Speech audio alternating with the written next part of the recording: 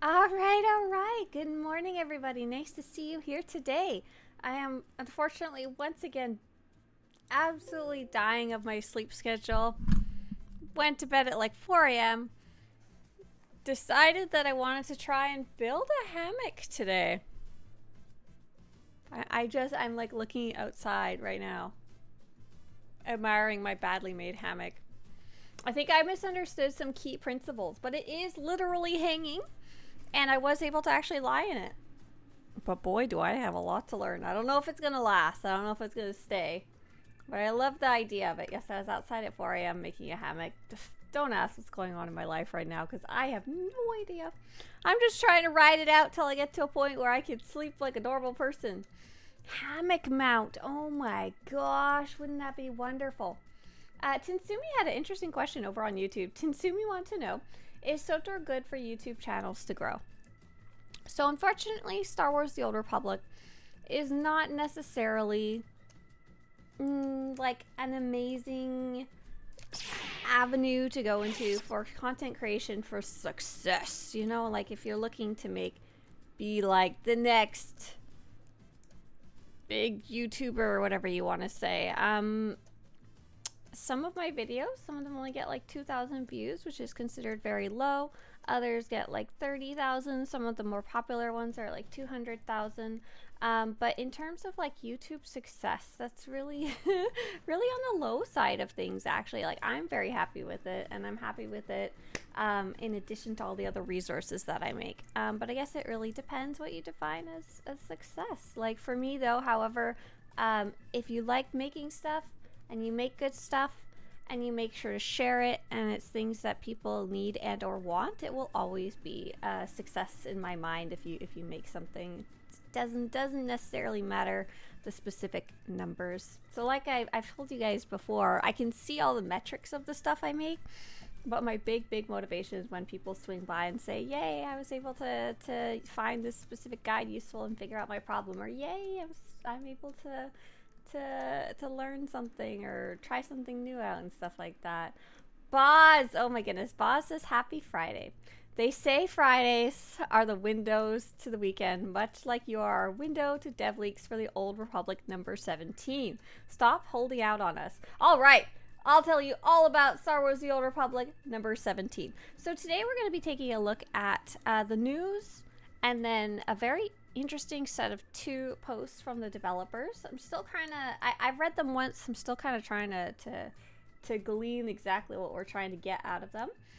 And then we are going to go let madness release you and go look for some more fashion in game. Yeehaw! Today's sale of the day is the Woodland Varactile. And I was telling you guys that it's actually bluish greenish. It's I believe this is the one. Yeah, this is the one. I was eating popcorn for breakfast. Look, this is all related. All this shenanigans. It's 8 a.m. I went to bed at 4 a.m. I woke up at 6 a.m. and I'm eating popcorn for breakfast. This is where we're at in my life. This is the Varactile that I like to run around all the time. I guess it's the one that's closest to what Obi-Wan rides when he's on Geonosis. I'm like shocked that I remembered the correct name of something, and he's like, yeah, and the chicken horse is like, york, you know? Perfect rendition there. Perfect. Well done. Okay, Wooden Varactile. Hey, Rikoji, nice to see you. Happy Friday. Not Geonosis, darn it. It's Utapau. What kind of freaking planet name is that? I give up. Whatever. Chicken horse, jump around. Oh, we got no name over here. Who knows the right planet too? Pow. There we go. Pew. Okay, so good. I'm glad I didn't remember something that might break the universe. So if you're looking to get that Woodland Varactile, like I said, it is my favorite one of all the colors just because it's the most similar to my like really fond memories of the movies. And it's 18 million on the Star Force server, so if you have credits, make sure to check there first. And if you just want a Varactile, we were talking about this yesterday, if you want a Varactile, the cheapest one is only 3 million credits on the GTN, which is very earnable, very accessible. So have at her. Oh, interesting. Kirkadole says the other day they put the social bundle on sale, including social boosts that have no use in the game anymore. Oh, that's awkward. I didn't know that those still existed. That's funny. Patrick wants to know, isn't it also on the Cartel Bazaar for Reputation? Correct me if I'm wrong. Oh, great point. Let's see. Underworld, Reputation. I always forget what is there, but luckily I made a big old list. Big old list. 90s Gamer suggests that if you want YouTube growth, make cat videos. Cat videos are always popular. You are so smart. That's it. We're switching the channel, everybody. We're going to become Swtorista. And it's just, no, it's going to be turtles. It's going to be my tortoise. I'm going to become a lifestyle channel for tortoise only. So let's see. No, that specific Varactile is not. My favorite Varactile is not. However, if you happen to have 5 cartel certificates, 100,000 credits, and champion with Underworld Reputation, yes, there are some Varactiles. There's 2 different ones, the pinky orange one and the green one, available on the Reputation vendor. Turtleista, that's right. There you go. You guys got it. Turtleista. Tortoisista? Yeah. Yeah. Alright, so I wouldn't say it's necessarily news from the SWTOR developers. They are 2 posts, big posts. We'll kind of take a look at them. So update 7.5, the new story in Basilisk Droid, that is out right now. That's the most recent update. If you want to learn more about any of the things I'm going to talk about here, especially those of you on YouTube, visit Swtorista.com/events. We'll talk about all of them. The Dantooine Abundance Festival. It's in its very final week. I was wondering if I should do some of that today because it's going to go away. And I'm like, I'm going to be sad when it's gone and I will have 0 access to it. Oh, why is it so green? I'm sorry. Forgot to switch views. Galactic Season 6 is currently running. The Bounty event will be running very soon, coming up this Tuesday. Like I said, Dantooine Abundance Festival, it will be final day will be this Monday, and by Tuesday it'll be gone. The Nightlife event coming on July 9th. Hey there, Wonder. July 9th, PvP Season 6 is currently running. Out of curiosity, is anyone working on PvP Seasons, and how far are you for Season 6? I think that's it. I did want to show you really fast my recent findings about outfits and stuff like that. So fitted gear I was looking up, and the heroic low-level heroic gear. So let's see if I can find a good picture. Oh yeah, I need to show you guys my Twitter post. So basically I was trying to put together these different armors into armor sets because there were some that just didn't fit well or weren't organized very well. And I was able to get that all sorted out, so we will be able to now add all, I believe the correct count is 322 different sets. There's only a few pieces that are kind of weird and on their own. Oh wait, I lied. What's missing? This is the one. 314 is the final actual count. And I was able to use some really nice little formulas to figure out which were boots, which were bracers, and stuff like that. So I did like these special searches in Google Sheets, and I would say if this item has the word bracer, wrist guard, wristband, bindings, cuffs, van braces, arm gear, arm guard, wrist wrap, that means it is a bracer item. It's a whole thing because I had over 1,000 items to sort. And there was no freaking way I was doing it by hand. I don't wanna. You can't make me. So I was able to get that all sorted out. But it has added to my Sanity as a prison issues. And I am now officially releasing my madness of fashion. So I made, since I have these weird little lists, these strange little lists about what different types of pieces of armor are called in the game. Like boot, foot, knee boot, shoe, treads, ankle wrap, foot gear, long boot, foot gear, sandals, glove, gauntlet, handguard, hand wrap, hand wear, grips, hand gear, work gloves. There's a lot of duplicates in here. Work gloves, belt, fall, girdle, sash, waistband, cinch, waistguard, cap, helmet, helm, headgear, mask, circlet, earpiece, hat, goggle, scanner. Yeah? Kirkadoodle, you're grumpy about the blueprint fragments? Very fair. Very fair.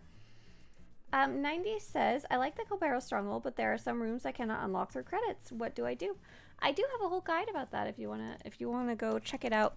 I would explain it, but it's kind of piece by piece. It's probably that's not the right guide. Cobero Stronghold, here we go. Feel free to check this out. The map should be the fastest way to understand what's going on there with the Cobero Stronghold. And so I made these little thingies that show my my insanity getting worse and worse with the Dread Masters here. But just general, I'm really happy to be able to have done that because that means now I can add them to Swtorista. Swtorista.com/armor, and I can actually start hunting down the pieces and adding them in various ways. The other thing I was taking a look at was these low-level heroics. I wasn't sure if they still existed or not anymore. I had put together this list before 7.0, and I was starting to try and collect them all. I'd like collected. Oh, hello! Hey, Large Sparkle. Oh, Lagger Sparkle. Hello, hello.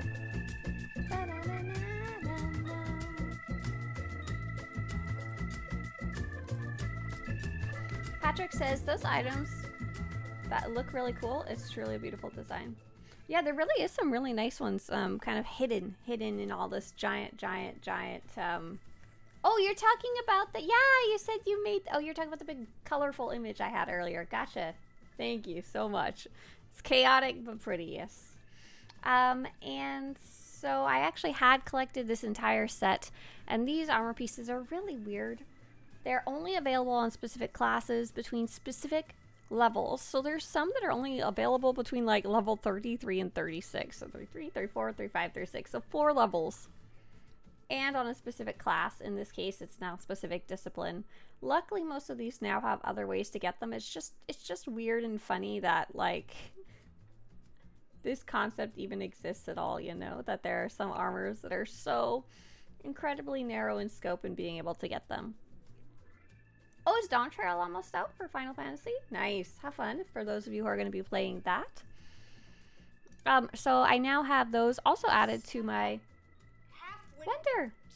Thank you. Big cheers. Thank you. Oh, for 3 months in advance. Oh, cheers. Well, thank you. So those are not added to my master spreadsheet of armors that I am trying to add. So I'm very excited about that. What else did I work on? Oh yeah, I did also go and research the Conquered Exarch gear. The stuff that we, oh, did I not add it yet? Conquered? Yeah, I did. I did go and add those, the stuff from Star Fortresses. There's basically 4 sets: Conquered, Exarch, Subterfuge, Meditation, Armored, and Powered. And oh, I did have some questions for you guys specifically. And I wanted to ask you guys, for those of you who have leveled very recently, or who are interested in leveling a new character, let me go to the fashion channel. So I'm using as my little master list of my Let Madness Release You. Here we go. I am looking for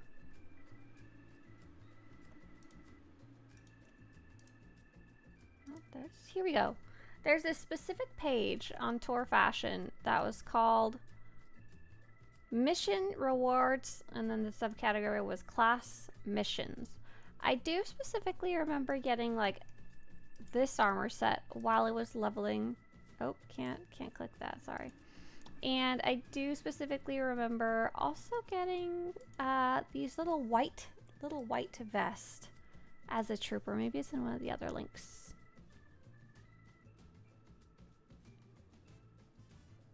Like level 8 stuff, I think it was called. Yeah, here we go. This level 8 stuff, like this little white Fort Commander's chest guard. And I'm trying to figure out, like, does this still exist?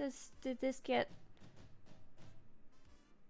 it says on Tor Fashion it was from the vendor, the fleet, the outer ring, equipment vendors, level 8. So I'm guessing these probably don't specifically exist anymore. Like, you can't get them now, right? Patrick says, speaking of image, please, what is the name of the... let me pull that up, Pat. What is the name of the... How about I just link you this whole sheet? That's probably going to make you happier, huh? I think it's public. Dun, dun, dun. Yeah, it is. Here you go, Pat. Oh, nice. Microvac says, I was about to say, I just started the game and I did all heroics and missions on Tython, Coruscant, and Terrace on Jedi Knight, and I'm getting into Nar Shaddaa, and I have a cargo hold full of armors just saved for Space Barbie. Yeah, so you probably have a bunch of these ones over here on the far right. The Jedi Knight / Sith Warrior, which are actually going to be now Sentinel, Marauder, Juggernaut, Guardian. Between these certain levels, you probably have levels 6 through 16 and 17 through 20, and maybe the 3rd tier too. Specifically, I like this little gold one right here. I'm big fan of this little cutie right here. Yeah. Aww. Alright, so. Oh, Exar says, I remember that. I could very easily find out since I'm running through everything again. Oh, that's true. Because weren't you writing down the rewards for a while? I don't know if that's going to be at all relevant because it's per class as well. Okay, so I think that's it for what I wanted to share, what I was working on. So basically I have a nice little list of things that I want to go do in game to try and earn different types of fashion. That's basically the crux of it.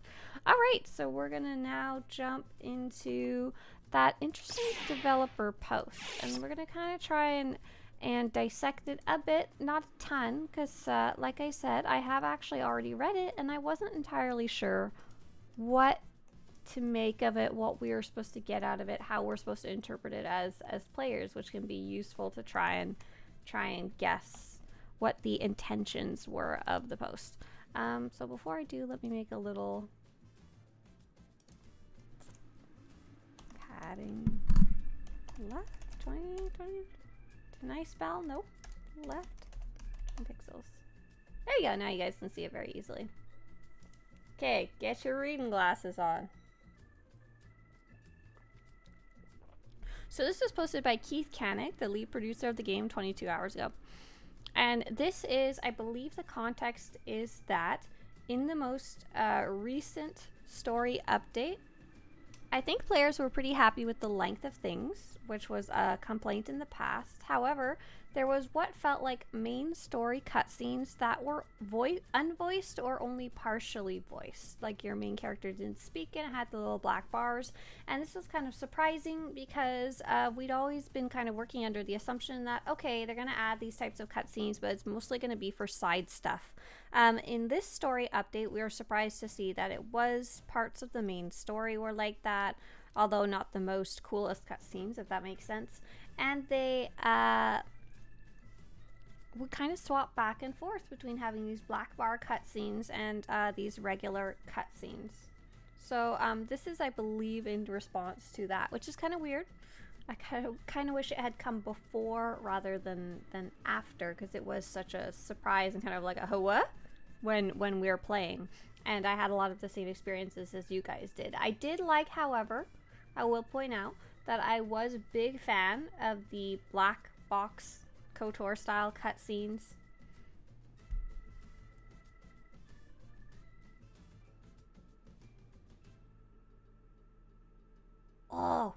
Oh, nice exarch. Sorry, I got excited about fashion stuff all in chat. I did like that the black bar cutscenes that were part of the main story did have a fully voiced character talking to me, not an alien speaking alien gibberish over and over.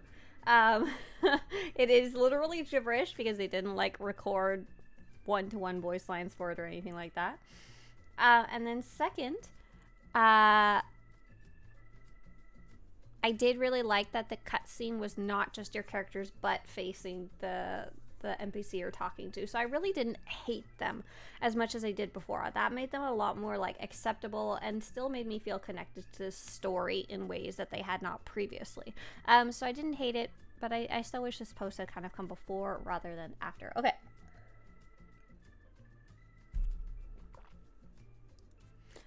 Hi folks, says Keith Koenig, the lead producer. I wanted to hop in here and clear up some of the misconceptions, oh should I read it like voice? Misconceptions that we've seen in the forums and in other spaces players frequent. I'm not going to try it, sorry. Some of this is based on folks misinterpreting what I've communicated in the past, along with a limited knowledge on how our game development process works. Since we began The Legacy of the Sith, we planned for a number of updates to tell the entire story while also bringing in a variety of gameplay, events, adjustments, and even new features like the recent venture system. So it's fair to say that before we transitioned to Broadsword, a large part of our design direction was made while the team was at BioWare EA. Okay, quick pause. Quick pause. Pop Keith is not talking right now. So we have actually seen this. This is very much something we've been seeing for the last few years. The developers basically we're trying to vary up what was in each update. So we had things like galactic seasons, we had things like PvP seasons, we had little story updates, we had a new event, we had the big updates to the GTN and the inflation and the economy. We had lots of quality of life updates. So there was like a lot of everything kind of going on at once. Even some group stuff, like we got the Shrine of Silence Flashpoint, which was one of my new favorites. Stuff like that. So kind of across the board, a little bit of everything for the most part. Okay, back. But everything we are doing now and have been doing for some time is completely new and developed here at Broadsword. There seems to be some perception that what is currently being developed is somehow different from what we've done in the past. When we work on an expansion and the ongoing updates related to it, we have a firm understanding of the direction we want to take the game. As a live service, we are in a constant flow of creation and production. The shortest and simplest way to think of this is we plan, we scope, we develop, and then we deploy. Hey look, that's kind of how I always do my projects. Except, I imagine, I plan, I scope, I develop, I scope, I develop, I scope, I develop, I deploy, I scope, I develop, I deploy again.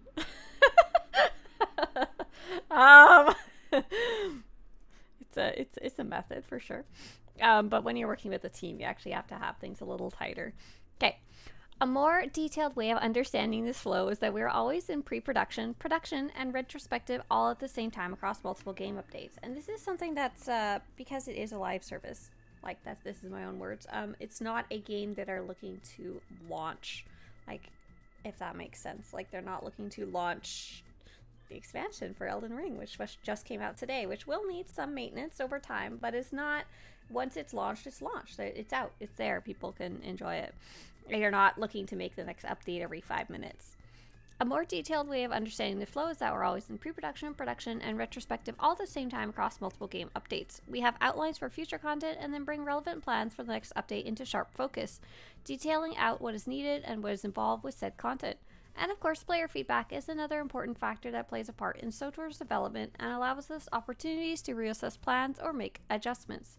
In reality, the same folks who developed SWTOR in the past, most of whom have been here 5 to 10 plus years, are still here and working hard to deliver, to expand, and wrap up our current storylines, adding new cartel market items, new ways to interact with the game, and much more. So this is something we also found out was true when we saw the transition. We saw literally the same people were just going from BioWare to Broadsword. Andrew says, I'd like to know what Disney has said about SWTOR because the licensing of Star Wars ran out with BioWare for SWTOR. Hey, Andrew Mack. So, sidebarring from what's on the screen right now. Dakon, you're right. There's absolutely no way that I would have never known that before. It's not like I researched it and wrote some articles about it. So, Andrew Mack, the licensing of Star Wars. So, there was a while where EA... so Electronic Arts, EA the publisher, had a specific deal with the owners of the Star Wars license, and they were the only one who were allowed to make Star Wars games. So they did Star Wars The Old Republic, and they did Battlefront off the top of my head. They didn't really, I guess they did Jedi Survivor during that time too. I'm having trouble remembering. But since then, that contract, I believe, has already actually run out and it's gone. And they don't have what's called exclusive licensing. Squadrons too, yeah. And now there's a ton of other companies that also have access to Star Wars as an IP, as a intellectual property. So now what we're seeing is we're seeing lots of other studios are either releasing or developing Star Wars games. It doesn't mean that EA has to be the only one on the block. And unless EA either does something so incredibly terrible that Star Wars gives them the boot, which is kind of unlikely, or B, it's no longer valuable to them to pay for the IP for Star Wars, which is also kind of unlikely. But we're already seeing some of those other games come out, and having the IP no longer be exclusive is actually really good for SWTOR, because they no longer need to prove that EA doesn't have to prove that they are the best company to publish Star Wars and that no one else should.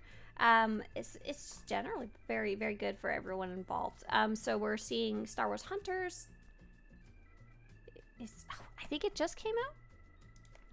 Star Wars Hunters release date. Let me double check it. Yes, it just came out on June 4th. Not too long ago at all. We see Jedi Survivor 2 just came out not too long ago. Okay, it was kind of a bit ago now. There's Star Wars Outlaws is coming out from Ubisoft.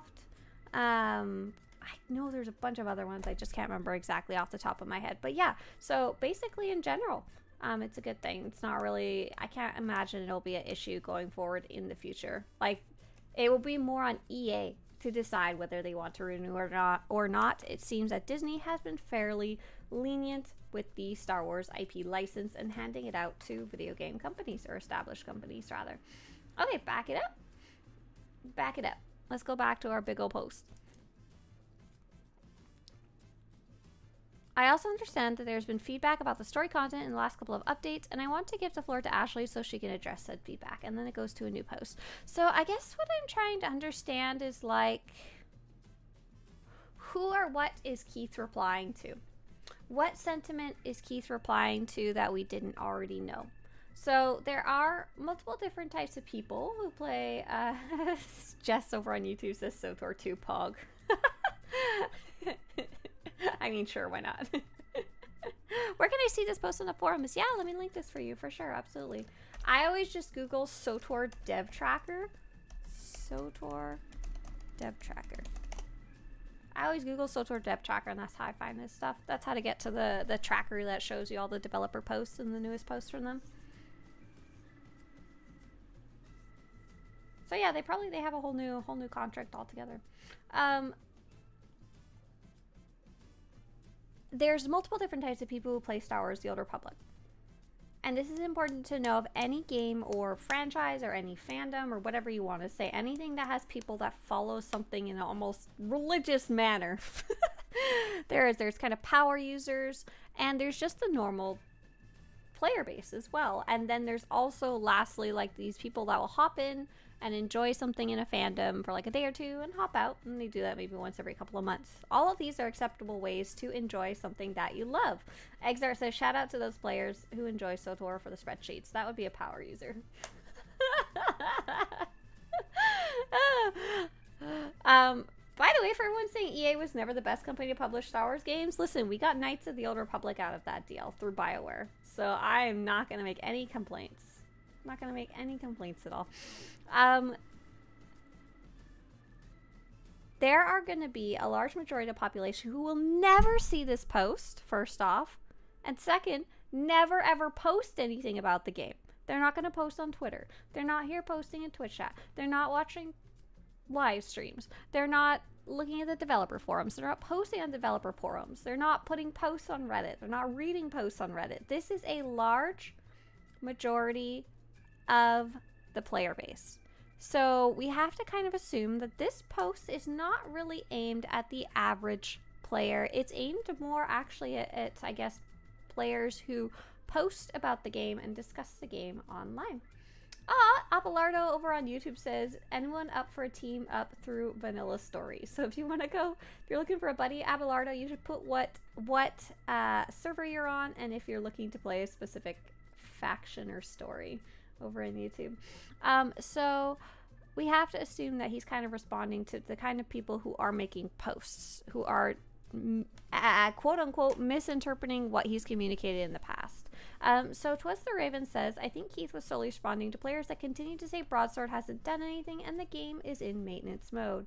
That's true. That is something that I've heard here and there. Not as frequently as you would think. And I would like to point out, read Dakon's post from earlier, because I both agree with it and disagree with it at the same time. And I think it's a really common sentiment that the facts don't necessarily back up, but it's also not as like, woohoo, as we wish it would be. Dakon said, who decided for his or her their first time in chat to post, not to rain on your parade. So welcome to the channel, pups. Dakon said, not to rain on your parade, but everything at Broadsword is in maintenance mode. So Dakon is entirely partially correct on that, and it's one of the reasons I was very, very worried when SWTOR moved over to Broadsword. That was actually exactly when I saw that news, was when we started playing Final Fantasy on the side. I'm sure you can put 2 and 2 together for that one. And I took a look at Broadsword. What is this company doing?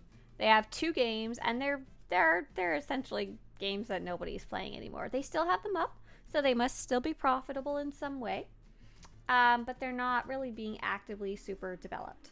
So just so we're on the same page, that's exactly how I felt. I rained on my own parade because I'm kind of an idiot and didn't have all the information, and was responding very emotionally to something without having knowledge about it, because we didn't have any information other than all of a sudden, oh my god, BioWare is moving to Broadsword, what the... So when we actually started tracking what happened, it made a little more sense. I have a post about it somewhere on my website. I realize I don't feel like going to find it right now because it's way back in the archives. But we saw that all of the same people were moving over, which was really exciting because I assumed that they would be stripping down to a skeleton team, and it doesn't seem like that's the case. From what we understand and from bits and pieces we've heard in social media, BioWare themselves, like as the overall company, didn't necessarily offer SWTOR a ton of support, and we've kind of seen the proof of pudding of that ourselves in lots of little ways. And we also know they occasionally would cannibalize the SWTOR team to work on other projects, some of which were not successful, which overall was bad for everyone around. The fact that SWTOR moved to a company that ran 2 runs being the keyword. Let's go. I always forget exactly what they are. Broadsword. Oh, studio? Sorry. Here we go. Broadsword Online Games. They run, and look at their website. It's so sad. Ultima Online and Dark Age of Camelot. And both of our games that have kind of run their time, if that makes sense. They're mostly have finished their time in the limelight. So what I didn't expect was the whole SWTOR team to move over as well. There would be no reason to bring the whole team over if they were just going to put it in maintenance mode, because that's not worth it. It'd be pointless. Like, it'd be a big waste of time. They would just lay everybody off, take the IP, keep like 1 or 2 key players that know how to keep the servers online and the game not broken, you know?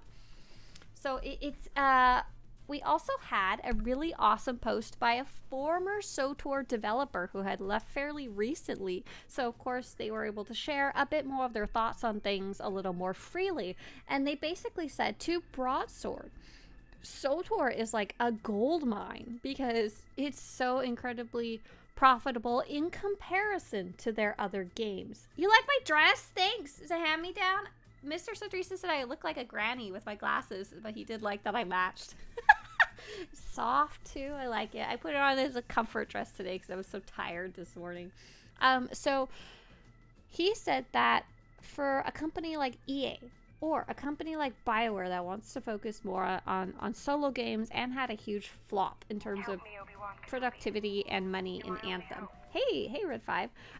SWTOR is a very valuable thing for this company. Do they still have the page about who works there? Yeah, so this is basically the Broadsword team. Basically, they had as many people or more from SWTOR join them. And super fantastic because of COVID and working from home. I think most of the developers are literally still like working from home, so they didn't even have to like necessarily upgrade their office space or anything like that. So they acquired a whole team to work on a game that, while not as profitable as say like FIFA or Jedi Survivor, I don't know what other games are super profitable at EA. It is still very making money, you know, and that's really the most important thing. So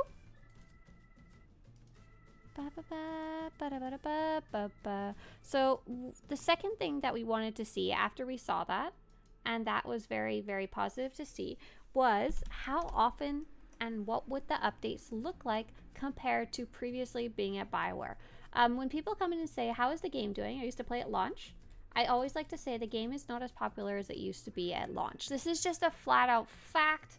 It's not like a surprise. It's not something anybody needs to lie about. It's fine. It's okay. It just is a fact of things are more exciting when they first came out and when everyone's interested in them at launch. Just like if you take a look at how many people are playing Baldur's Gate right now, it's probably a hell of a lot less than when it first launched, you know?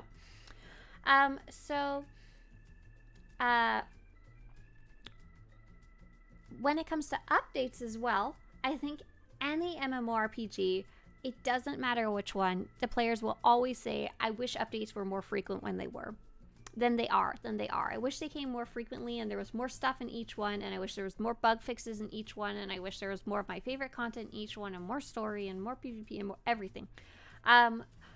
What the more important metric I think is the amount of updates acceptable for the current player base, like acceptable versus what I would personally want, because everybody would want the world. Like if I'm having my birthday dinner, I want all of the trimmings, but it doesn't necessarily mean it's what I'm gonna get, and doesn't mean I'm not gonna be really happy with some chocolate cake and some spaghetti, you know? Spaghetti. So when did it's official BioWare to Broadsword. That's how I can find it. I think this has the dates. It was summer 2023, so we are now 2024. Bad with dates. So if you take a look, you can actually compare updates. You can actually see what is the timeline of updates and what has been in updates. And what are we getting now versus what we got before? And to be honest, it's actually very similar what we're getting now to what we are getting before for the last few years too. Where things got funky is when the 7.0 expansion came out. They put a lot of effort and time into 7.0, very specifically the combat style system. This is a huge change in the game. Just ridiculously huge. Like, they must have had to have touched almost every part of the entire game. Like, going back to just all our fashion crap from earlier that we were working on, that I was showing you guys, like, this is something they had to touch for the combat style system. They had to adjust everything that drops in the entire game and who it drops for. They had to adjust, they had to make a whole new gearing system. They had to make this change up the whole character creation screen and how you create a character. They had to create this whole tree system and rebalance it all. Not saying they did a good job at the time, but it was done. They had to create this whole ability to swap and for the game to remember what your new discipline is and what is allowed and not allowed. They had to create loadout systems so we don't go crazy trying to actually manage that. They have to make sure all of the gear and the gear vendors and the gear that drops all accounts for your new combat style, so you're not accidentally getting only sniper rifles on your new smuggler scoundrel and stuff like that. And so just a huge amount of overhaul, and like Micro said, it was a surprise that kind of get that complete overhaul so late in its life cycle. And I think that's entirely true. I think the idea is that they wanted to run the game for multiple years in the future, you know? So they wanted to add this system to open up the game and what it would allow in the future. Same thing with the GTN updates and all the inflation updates. You don't do this multi-year plan if you're just gonna maintenance the game. Like, it'd be such a absolute waste of time, development, efforts, money, salary, whatever. Mostly says MMOs are notoriously rarely profitable and hard to develop because they need like every system imaginable. Yeah. So I don't think they're rarely profitable, but yes, there's a reason new MMOs are not being made, and that's one of the many things. You have to constantly be maintaining them and constantly trying to please everyone, for sure. Mozu, absolutely. Rest in peace, Wildstar. We salute you. Okay, so now with that said, I am still surprised and pretty pleased with the variety of what's coming out in the updates. I, like most players, would like them to come more often and to have more stuff in them, but I'm pretty happy with what's in them, especially after trying to cover 7.0. When 7.0 came out, we had this huge overhaul, this combat system, everything to do with the combat style changes was, there were so much bugs. And when they released 7.0, it was missing half the content that they had previewed and advertised and stuff like that. It was missing a chunk of the story. It was missing the operation to go with it. Combat styles kept breaking. And I actually stopped covering SWTOR for a short time. Like, I didn't announce it or anything, but I was so disparaged I couldn't even get myself to make content. But I mean, as you guys can see, my attitude's really, really different about it right now and has been for the last year or more. I'm really, really pleased with what they've been coming out with and the variety and the kind of stuff and the quality of it. I'm not saying he's bug free, but it's nowhere near 7.0. It nowhere near feels as unfinished and hodgepodge. So I'm really happy. And I'm really happy with the way they're presenting stuff too. They're not over promising and under delivering kind of anymore, which has been really cool. We could have done without the venture system. Ooh, that is not necessarily a hot take. I don't disagree with that. I love the concept of being able to grow a companion, but oh my god, when I started poking around in it in the test server, I don't know if they missed the mark or not. We would have to talk to the kind of people who actually play it regularly, which may not be only us. I wonder about those players who never post, if they're checking out ventures or if they even know it's there or not. Okay, so back to talking about the patch updates. As far as I can tell, we're getting patch updates, or like main, I don't know what they would be called, like 7.3, 7.4, 7.5, you know, next one will be 7.6. We've been getting those at an acceptable rate, and I think they've been pretty regular, which is kind of cool. They seem to have kind of developed this rhythm of when to release stuff, and we're still getting galactic seasons and PvP seasons regularly. For PvP seasons, almost too regularly for me. A little too often. And I'm still kind of shocked and surprised about what other stuff we've been getting in addition to those that are kind of surprise to the players. For example, the anti-inflation measures. They were huge. And the GTN refresh, although it's not perfect, it is a huge system update, and that was in addition to all of the other things going on. We got Shrine of Silence Flashpoint not too long ago. I'm sorry, I'm bad with time. 2 updates ago, whatever, however you want to say that. And it's really fun and cool and has a lot of like secret stuff. We're still getting areas with secrets in them, like tons of achievements and stuff like that. We got a whole new stronghold, like the Copero stronghold is like WTF, like that's awesome. We got the new spring event. That was also a pretty big surprise to me. I was like, what? We're getting a spring event? Really? Like, in addition to everything else that they're doing, which is releasing the regular kind of content updates, galactic seasons, PvP seasons, and story at a regular, reoccurring pace. So yeah, so there's my kind of analysis of the situation, I guess you could say. Like I said, I won't lie. I wish there was more of everything, but that's only because I really like the game. But it's not necessarily that I expect more. I think if you're the kind of player that only plays SWTOR and you play it every day and you play like crazy, like really, really, really enjoy spending time in SWTOR, you're going to run out of content because the game, and I think any MMORPG is not necessarily designed for that. But if you're the kind of player that plays not obsessively, or you're the kind of player who jumps between different games, I think SWTOR has a very acceptable, going back to that word, acceptable pace of content. And I think it's really, really unfair to call it in maintenance mode, because none of the facts actually back that up. And the main concern, I think that word comes from the fact that these other two games in Broadsword are maintenance mode. But none of the fact that the whole team moved over, that we're actually seeing regular updates, and that we're seeing all this bonus long-term stuff like new stronghold, GTN updates, fixes, stuff like that, points towards it not being in maintenance mode. However, will the game look like we want it to look in the future? That's still kind of up in the air. So stuff like the new story having unvoiced character content, that might be the new normal going forward based on this post. That's my interpretation of this, sadly. It's not what I want, but it might be acceptable compared to A, no story content at all, or B, story content coming once a year, or C, you know, on and on.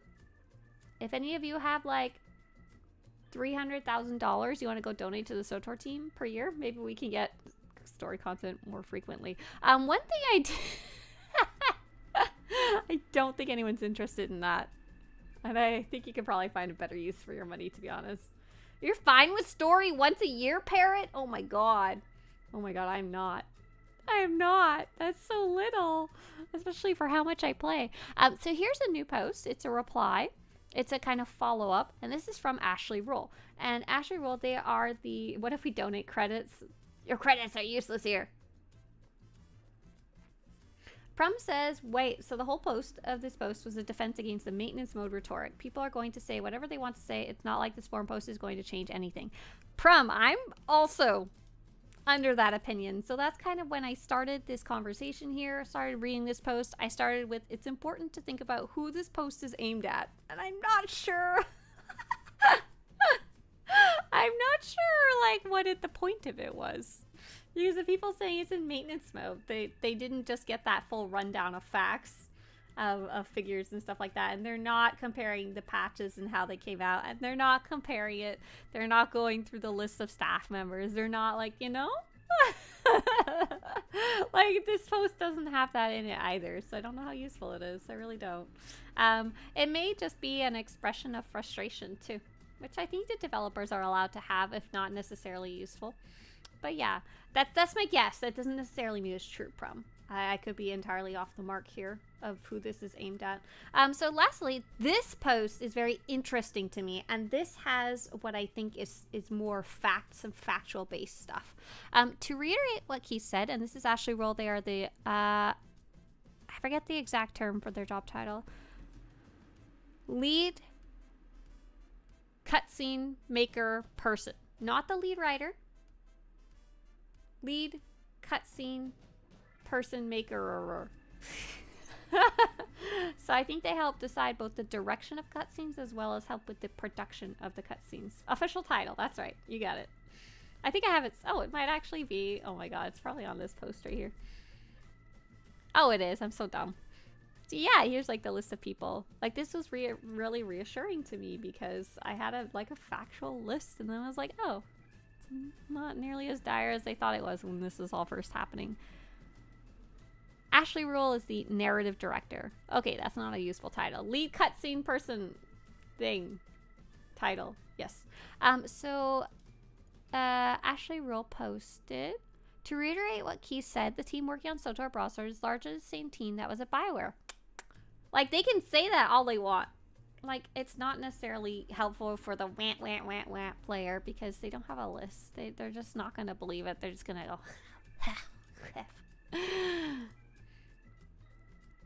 Same folks, different banner. This includes the narrative team, who have been authors in the story arc since the beginning. The Legacy of the Sith narrative has a high-level roadmap that has not changed, but as we put each chapter into active development, we must be agile enough to accommodate big changes, like our move to broadsword. That's true. So they had probably the story all written out, but didn't necessarily know they were going to be literally changing studios. Like, how do you plan for that, right? Phantom says narrative director is story direction. And while I agree with you, from what I understand, Ashley has a huge component in the actual visual cutscenes themselves. More than the title narrative director maybe makes it obvious. Hey there, Talisian. JR says, I got a slightly different take in when I read the post. There were a lot of people that didn't like the KOTOR style cutscenes. Right, I think this post addresses those really well. And thought we won't get voice cutscenes again. The post explains that we should expect more of these and why. Yes, I think this post is pretty useful. As our team size has changed, so has our development. We pivot, we scope, and we strategize to bring players the highest quality content that our current team can produce. To that end, starting in game update 7.3, we adjusted the delivery of our narrative content, particularly cinematics in the main story. As we've established and read them over the last few updates, I want to give context as to why we vary our cinematic scene style and critical path story content, so the main story, and where you can expect it. Currently in SWTOR story content, we have two main scene types. Our standard scene type has voice lines for the character and NPC characters in the scene, and the dialogue choices are limited to 3 choices. The staging, animation, and camera work is more complex, requiring a lot more time from our cinematic team to build complex choreography. Okay, pause. This is a really important phrase that I personally don't think I realize, and that's because of some of the, as it was called earlier, the player rhetoric, player comments. Whenever people talk about the cutscenes, that's blatantly not true. What do you mean, Sundowner? So a lot of players say the most expensive part of making a cutscene is having to hire all 48 voice actors, all the female and male class story actors, and to do it for all of the different languages, English, French, and German. So expensive. It seems like it would be quite expensive in my mind, but I never really thought about the fact that the actual cutscenes apparently take a bunch of time to create. The staging, animation, and camera work is more complex, requiring a lot more time from our cinematic team to build complex choreography, is the line. Oh, Sunjammer. I thought you were saying this was untrue, and I was confused. You're replying to earlier. I'm sorry. So Ashley goes on to say, these are our highest effort scenes, so we reserve them for the biggest impact moments like action scenes, romances, and important choices. So this is something we actually saw very more clearly than it did before. We saw the main story parts with the super awesome cutscenes were fully voiced still, but we had other stuff in between, and that was those KOTOR style scenes. And this is something that we hadn't seen before as part of the main critical path. Our second scene type is a KOTOR style. These scenes have voice lines for NPCs, but player lines are unvoiced and only appear as dialogue choices. The dialogue choices in these scenes are expanded beyond the 3 choices in a standard scene, giving the player more response options. The staging and cameras are simplified, which puts less pressure on our cinematic team and means scenes can potentially be longer or more branching. Since they reuse much of the staging setup. This means Knights of the Old Republic scenes can have more conversational depth than if they were built as standard scenes. We use KOTOR scenes when we have conversational interactions, and we leverage this design to include additional player lines specific to the player's class, romance, and previous choices. So there is a benefit to the Knights of the Old Republic style black bar scenes, and that is that we can have more than the 3 dialogue options, and it probably allows them to make those conversations longer and more in-depth. And I think we have seen that here and there, where the NPCs will go more into lore stuff. If you want it, you can ask more questions and stuff like that. So it goes on to say, the mix of standard and Knights of the Old Republic scenes ensures that we can produce enough story content for the scale of each update while also not overloading our current narrative team. It's extremely important to me and the rest of the leadership team that our content plans fit within our team's scope and maintain a healthy work-life balance. While I know this is a different style than previous game updates, we are still enthusiastic about building a story that feels emotionally impactful, dynamic, and personal to as many player stories as possible. So Twitch user 54321, hey there, said, the too long didn't read I took away from that was the game budget cut along the half of the staff that didn't move to Broadsword. I will reply to that half the staff that didn't move. That was from like the initial leak, and I'm not actually seeing that that's true. I haven't seen any actual proof that half the team didn't move over. I'm literally seeing the opposite when we were tracking it. If anyone has anything to say otherwise, please, if anyone has any proof otherwise, let me know. But I do agree that the budget is probably different, and more importantly, they're not hiring more people. We haven't really seen them hiring anybody new. So the team is what it is, and they're going to make what they can with what they have. I think that's a pretty fair assessment for any project, right? Not necessarily maybe what we want. Like I said earlier, we'll always want more, but is it acceptable? That'll be kind of up to you guys to decide. And then lastly, what's the other thing I want to talk about? Oh yeah, and I think it's also very silly and unfair to say that what Broadsword is doing is different than what BioWare was doing before they finished, because one of the last pieces of content that we got that was basically BioWare content was the Manon Daily Area Guide, which was, number one, didn't even manage to come out with the expansion it was supposed to be tied to.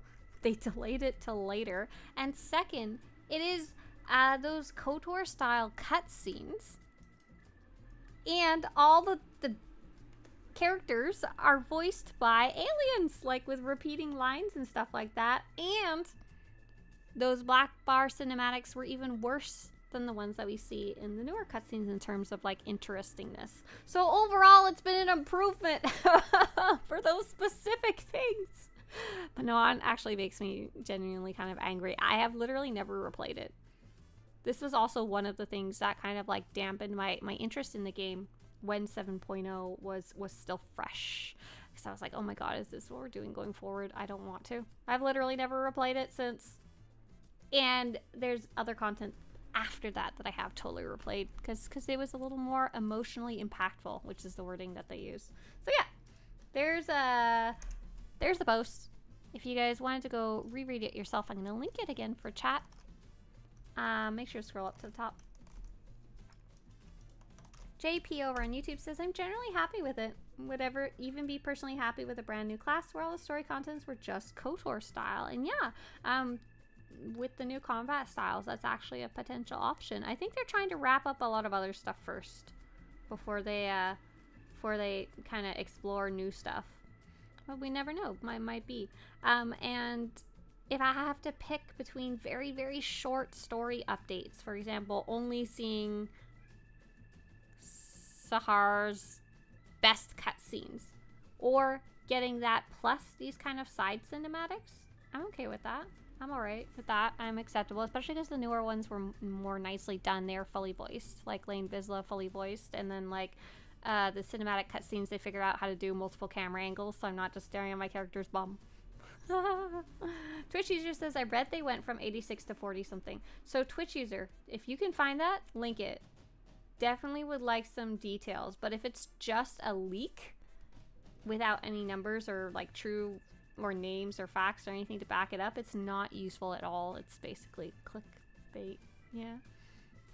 Yeah, so Ragin says, I think the confusion this last patch was that it was mixed on the main story, not the typical primary and secondary, so this explains a bit. Yeah, it was very surprising. When I play Star Wars The Old Republic new stuff that comes out, I usually try to not play the story right away, mainly so you guys get a chance to play it without getting spoilers from me. And then when I do stream it, you guys can decide not to watch it if you want later while we check out the new stuff that isn't spoilery to start. So I was actually surprised at you guys saying like, oh, there's unvoiced cutscenes on the main story path. I was like, huh? And some people were asking, are the stories no longer voiced? And I was like, huh? Because some of it was and some of it wasn't. And I didn't get to see that till I played it myself, and I was also kind of surprised about it. But yeah, this is the explanation about why that is, and I think what to expect going forward. And I think that it's basically saying what we got last update is kind of what to expect going forward. And there was some theories that we were not going to get any more voice content. Like, they're going to just stop voicing the characters, and it kind of sounds like that's not true. Like, I wouldn't be surprised if they were going to do that in terms of, like, budgeting and stuff like that and planning. Probably make things a hell of a lot easier for them if less fun for us, but apparently not. Yeah, apparently not. Yeah, so JR over on YouTube said, the article that leaked BioWare moving to Broadsword for SWTOR said, the article said half the staff were moving to Broadsword. Right, but we never got any numbers about that, and then we actually went and tracked who was moving, and pretty much everyone was moving over.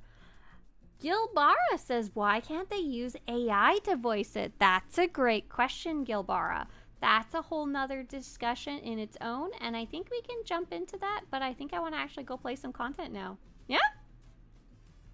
Galdor says, I thought the statement made it feel like their budget was smaller under Broadsword, but I hope you are correct. From what I understand,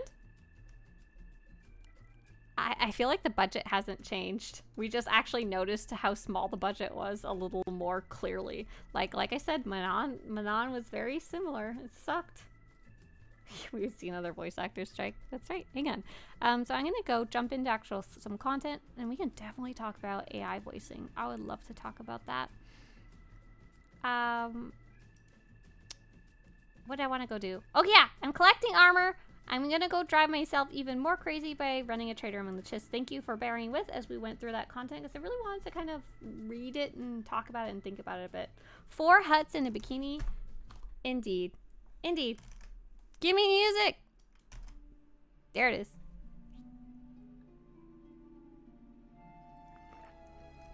Hydri says, in my opinion, mixing cutscene styles is like having an inconsistent internet connection. No internet definitely stinks, but having and losing it intermittently is its own kind of grumpifying, you know? And Hydri, yeah, I think a lot of the players who were discussing it, who weren't being crazy about it, were saying like it was very jarring, I think was the word I saw, and I really agreed with. It was very surprising and more than surprising, jarring, like, you know?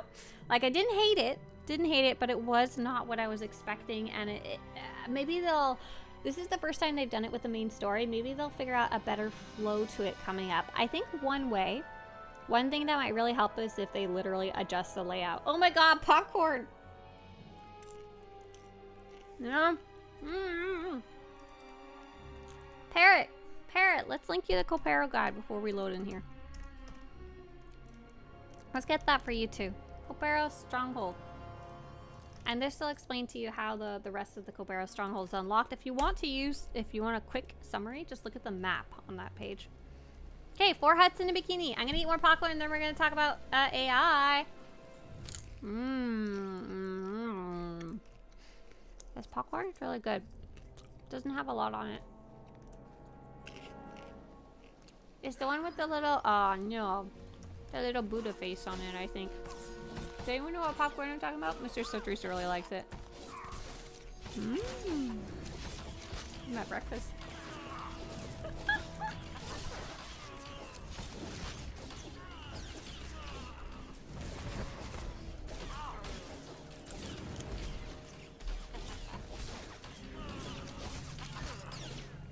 Okay, first off, is there a healer somewhere or am I just really sucking?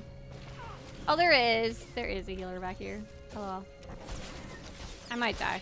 So I was shoving popcorn in my face instead of killing. Ooh! What is the rotation? Oh, poor Eric Jorgen died along the way here.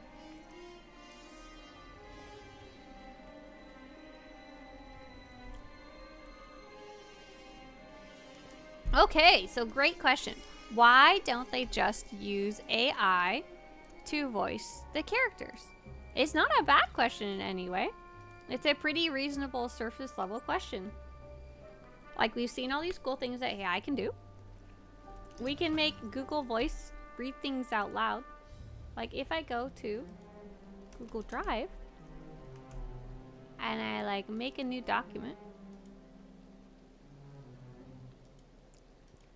we could even have ChatGPT write us a little conversation. Sorry, major sidetrack. Hi, ChatGPT. You always gotta start with hi, so when the robot overlords take over, they know you're nice and they don't enslave you. Do you know the character Lana Benico? Yes. Okay, no, I don't. I understand.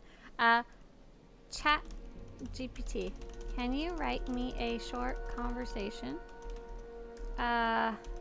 between Lana Benico and who do we want her to talk to? And Darth Barris is always our favorite. Remember last time when I wanted to roleplay with ChatGPT and it ended up taking both roles? So I was like, excuse me. And Darth Barris about the nature of the Force. Here's a short conversation. Lana Benico, Darth Barris, you requested my presence. What is it you wish to discuss? Lana, I have been contemplating the true nature of the Force. As a Sith, you should understand its depths and subtleties. Blah, blah, blah, blah, blah, blah, blah, blah, blah. Look, it's writing. Oh, this is both stupid and good at the same time. Okay, no. We're gonna take this whole script. Thanks, ChatGPT, for writing something. I'm not entirely sure what. Put it in here. Is there a way to make this talk?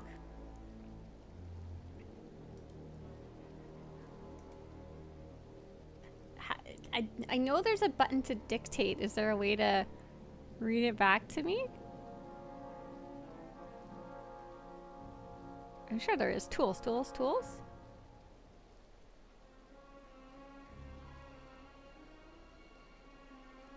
Evidence that we no longer need Ashley roll. Absolutely. Let's ignore the fact how badly ChatGPT screwed up last time. Make Google Docs read text to me. Oh, you need to have an extension. Okay. Google read text to me.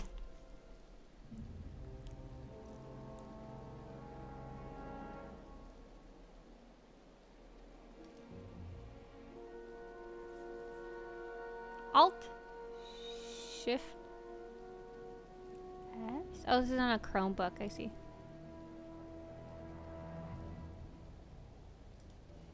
Oh, you need an Android? I use text to speech. Me too. Okay, let's do text to speech online. Maybe there's like a free app we can use. I still get nightmares. Okay, here we go. Ready? We're gonna make AI read it. That we didn't write, that I don't actually know entirely what it is. Lana Benico, Darth Barris, you requested my presence. What is it you wish to discuss? Darth Barris, Lana, I have been contemplating the true nature of the Force. As a Sith, you should understand its depths and subtleties. Tell me, what is your perspective on the Force? Lana Benico, the Force is a vast and intricate web of power and potential. So it's not horrible. It's not horrible. And that's why I wanted to kind of show you guys on why that question is not necessarily a bad or terrible question or obvious question of why can't we just do that? So first off, did that sound like any of our characters? I think is the biggest issue is that we have an emotional connection to our existing characters.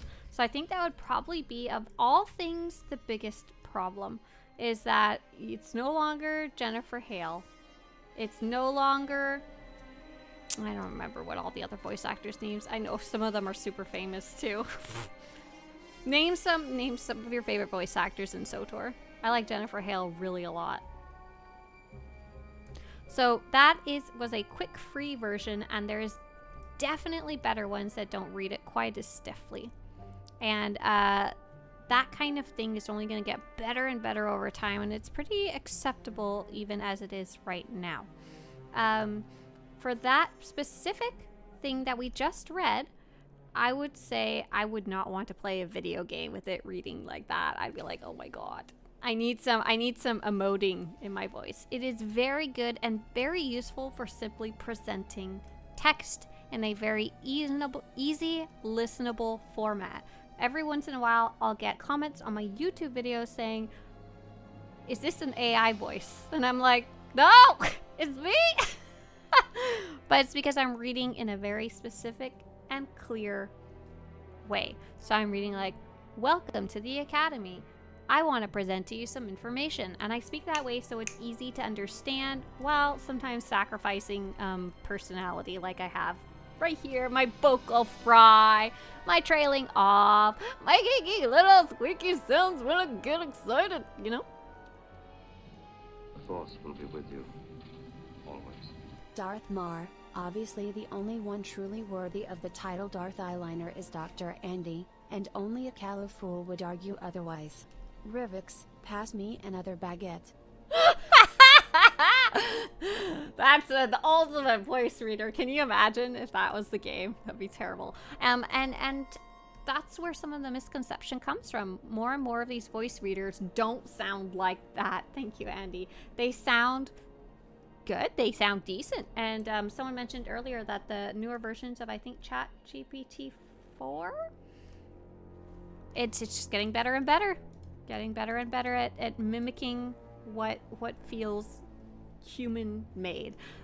So why don't we just use AI voice actors? Why do we just go stand in the hot tub? Because we're stupid is the answer to that one. I need to give at least 60 to 70% focus on this one, so I might have to pause for a second or I'm not gonna make it. Come in here, Eric Jorgen. 5, 4, 3, 2.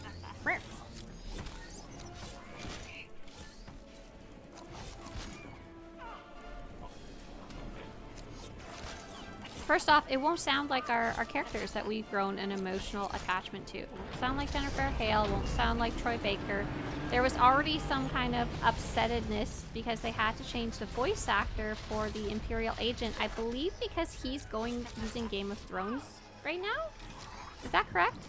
Or it got announced to be in Game of Thrones? I forget. Either way, he didn't renew the contract for whatever reason.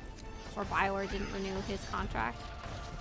Probably because he was too expensive or too busy. Probably nothing more or less than that.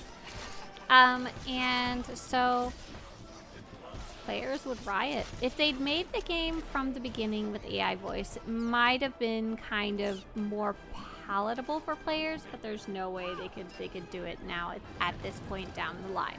Second, they do have a special contract with what is called SAG-AFTRA, the Screen Actors Guild.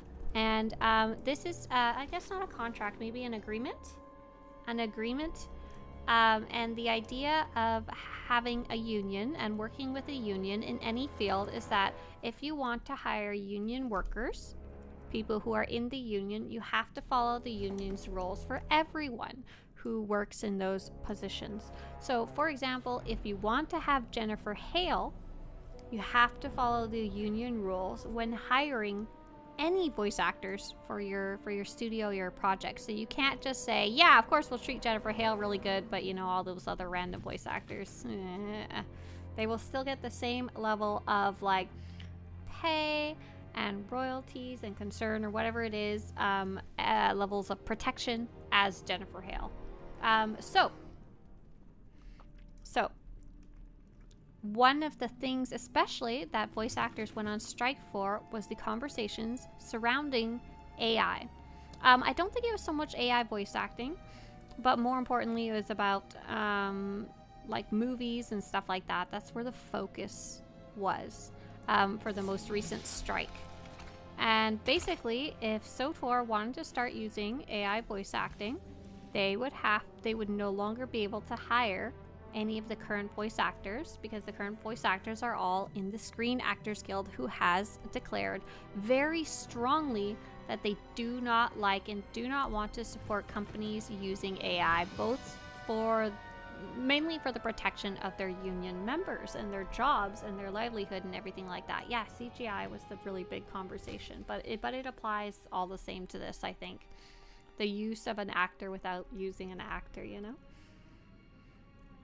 So then John Zorb says, there is the whole implication about putting voice actors out of work, and there are some amazing voice actors. That is more of a moral conversation, not necessarily a business one. And I have strong feelings about that, obviously, as well. But I don't know if it's a very useful part of the conversation. Like, would SWTOR... Ah! Ah!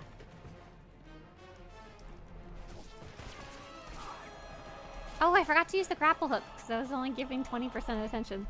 Darn it. Come on, little mud puppy.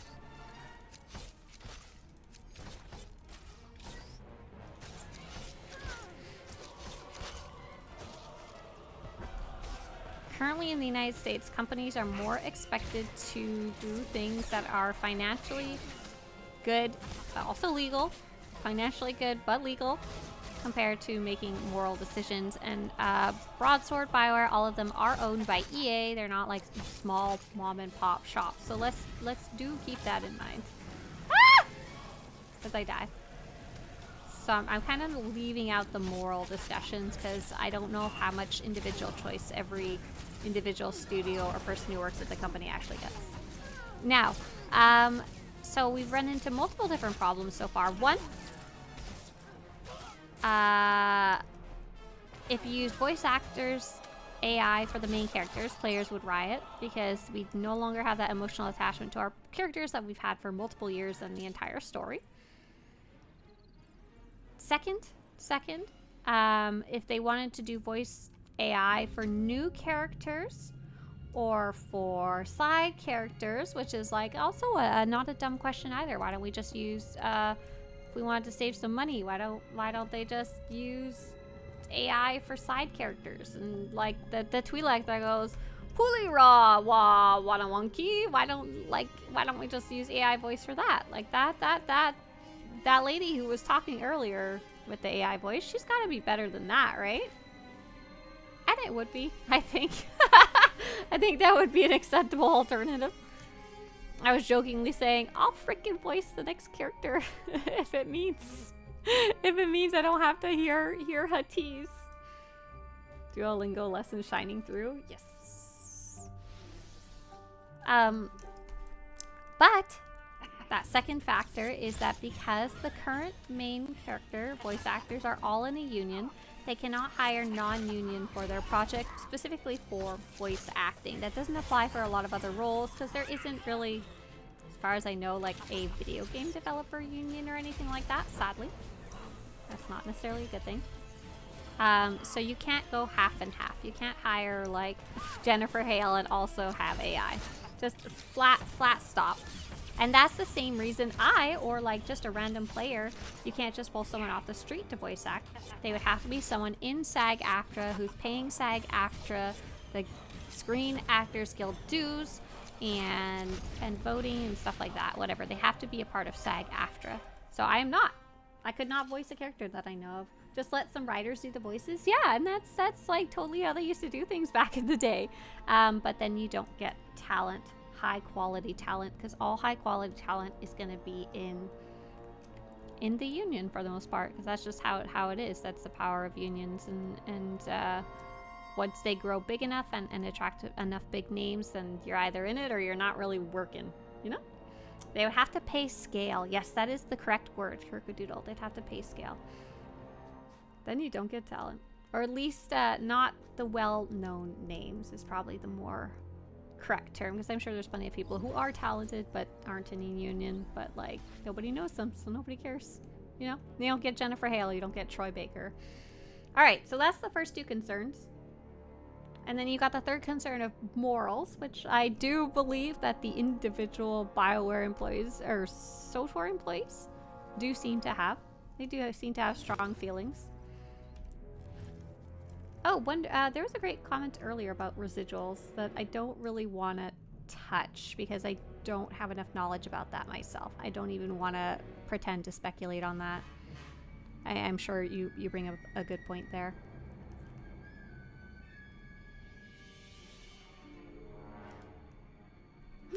Kirkadula says Swtorista's soloing this Flashpoint because she doesn't like her friends anymore. That's right. I'm so sick of you guys. I just want to go crazy by myself and run this Flashpoint. So those are probably the two main reasons that AI is not used. One, continuity. So the emotional attachment to our current characters. And two, not being able to like half and half it. I think that mostly explains why. Now, if you are making a video game in the future, like if you are making the, I don't know if you'd be able to get Disney to agree to AI voice acting for the new Star Wars game or whatever. But if you are just making a game, you're making Cat Simulator Potato Farmer 2. And you decided in this version of the game, last time when you made version 1, you didn't have any voices talking because you couldn't afford it. It was just too hard all over. You just want to code and write. You didn't want to have to figure out voice acting. And you're like, you know what? I'll try voice AI. That is going to be a whole different conversation because there is no real continuity there. You are not a big company. You do not have an IP. You're not working with the Screen Actors Guild already. And then that's more of a up to you kind of decision and stuff. Kind of and if you're an individual, you're able to make those moral decisions as well more freely than you can if you are a company with a fiduciary responsibility. Thanks for those nice words, Phantom, there. And that kind of goes for me too. I'm very lucky in that I get to kind of choose what I work on. It's one of both the blessings and the curse of owning your own company, own small company. There's a lot of things that I do and I work on that are not necessarily paying my bills. For example, the SWTOR Guild Finder. The SWTOR Guild Finder, not only does it not make me money, but it technically costs me money. Things like when I volunteered for Legends Con, that was awesome and beneficial, I think, to everyone involved, but it cost me money. It didn't make me money. When I answer questions like on Twitter and stuff like that, or help people troubleshoot, that costs me time. It doesn't make me money, you know? On and on and on and on. And there's plenty of stuff I do that does make money, or I wouldn't be able to do this, obviously.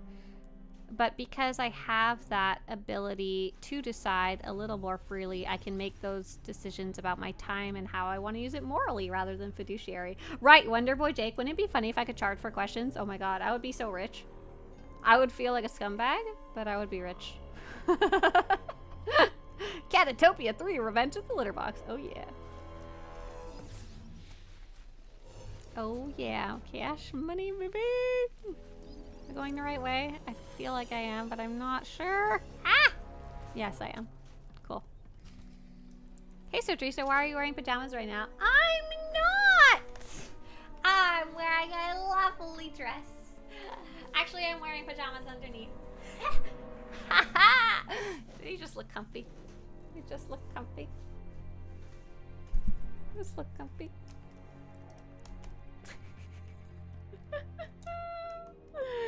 BW, hey there, BW over on YouTube. Greetings, says BW. Trying to return to SWTOR after a while. Glad to see Swtorista still in the mix. Yeah, sorry you came in during a weird kind of philosophical day.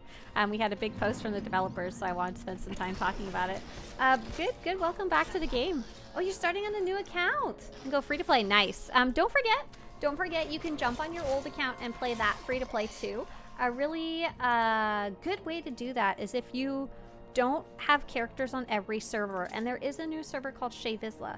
I would recommend doing that if you have access to your old account, and then that way you can jump on those older characters more easily if you want, rather than having to juggle multiple accounts there. Hey, did I get any of the pieces I needed?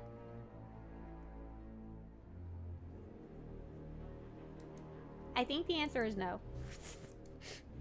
Darn it. I don't think the bonus boss gave me any of the pieces I was chasing down. I'm looking for the helmet and the gloves. Yeah, so it's looking like a no. Wow, wow, that's okay. Let Sanity release you. Everything is pajamas if you wear it to bed. That's my opinion. They look like pajamas. They're comfy and cozy like pajamas. So yeah, I can't even remember who asked about that. Why don't we use AI for SWTOR specifically? I hope that kind of answered your question on why not. So 1, continuity of our current characters. 2, Screen Actors Guild and our agreement to be able to get those main voice actors that we especially need. And 3, the moral implications, but that's not necessarily correct to talk about from a company. Though I feel like Jackie would be really mad to work with AI. I don't think Ashley Rule or Caitlin Sullivan Kelly, who's literally a writer who writes from scratch, would appreciate that at all. I don't know if they would strike or anything like that, but I don't think they would like it very much. I'm very unhappy about it. Whirlwind. And please don't get me started on AI writing. That is a whole different can of fish, and I don't think anybody wants that. That would benefit nobody. When it comes to like story and fiction and stuff like that. Oh my gosh. What do you think is the best flashpoint to solo stealth for farming stabilizers? Hey there, no name. It's not even a contest. By far, Red Reaper. By far, by a lot. I think I even have a whole guide on it if you look up Swtorista Red Reaper. On Duty says, I made Sentinel Jedi Knight, but I didn't really like the story. Love the class though. On Duty, I don't know if you're familiar with the concept, but you could always check out the Jedi Consular story and make a Sentinel 2 these days. Oh, BW says they're trying to get their old account, but it's having technical issues. Gotcha. If you might have to call in. I'm assuming you probably can't get your one-time password or you don't remember your password. This is a really common issue for returning players, so if you are able to call in customer support, it's a very frequent issue that they deal with, so it's usually pretty standard to be able to get it back. Okay, sweet. On Duty says they're aware of the ability to play Sentinel and other classes. Good.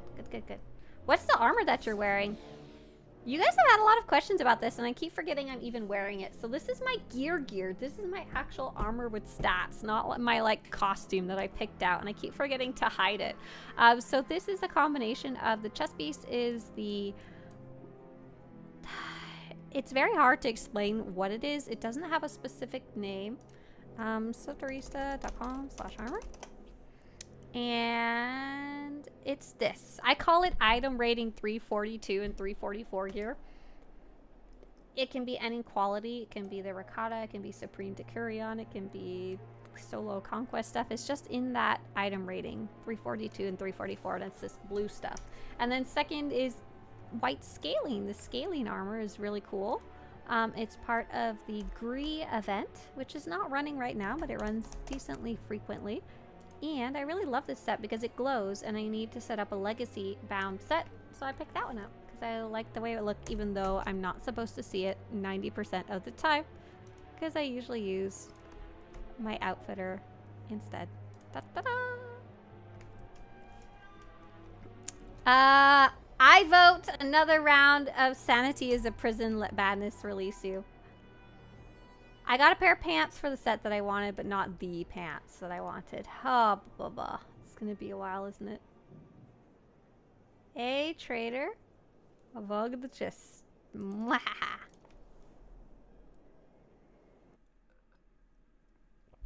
Oh, interesting. JP says they had to send in a copy of their ID to recover an account for a game. I don't think SWTOR's ever asked for that. They usually just ask for like other security questions. That'd be interesting though if they did.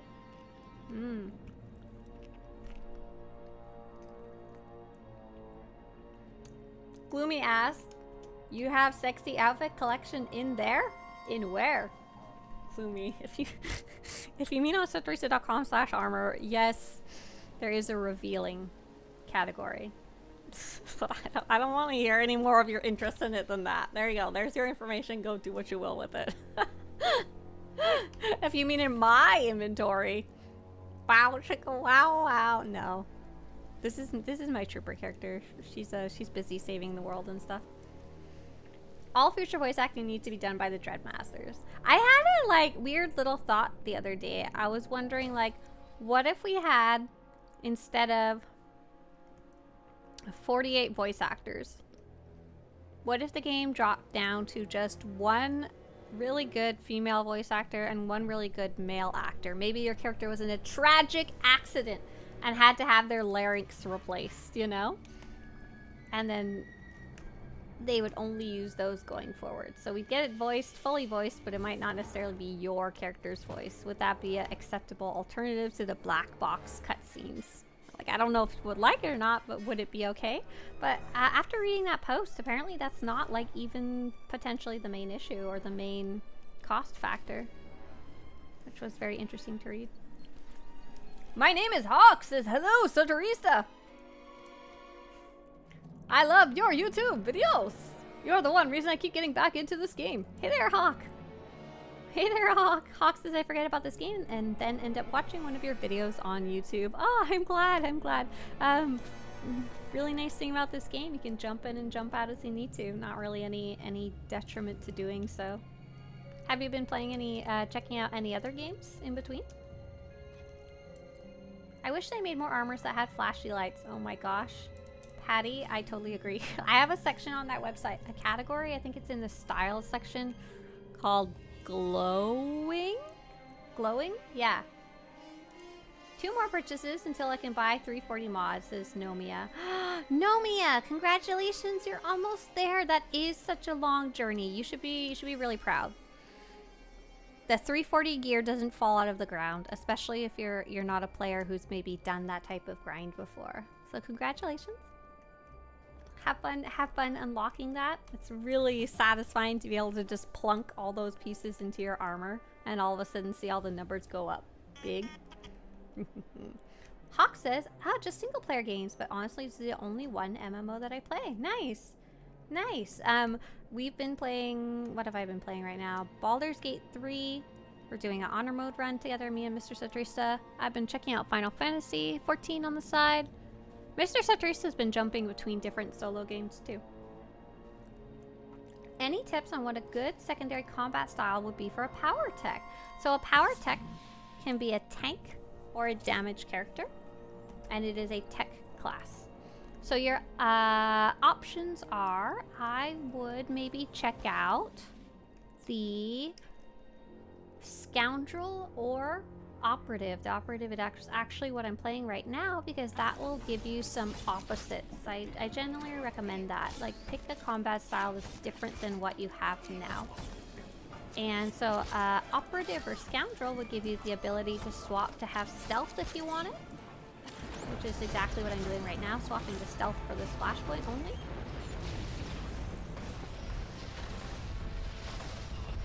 And it would also give you the ability to heal if you were interested in trying that out, which you can't do on your power tech. That's my suggestion, but honestly, just play whatever looks fun. Another opposite might be like a sniper or a gunslinger because they're very different in gameplay with that very long range compared to a power tech. Ooh, I gotta be careful. This guy's dropping stuff all over the floor. Really rude.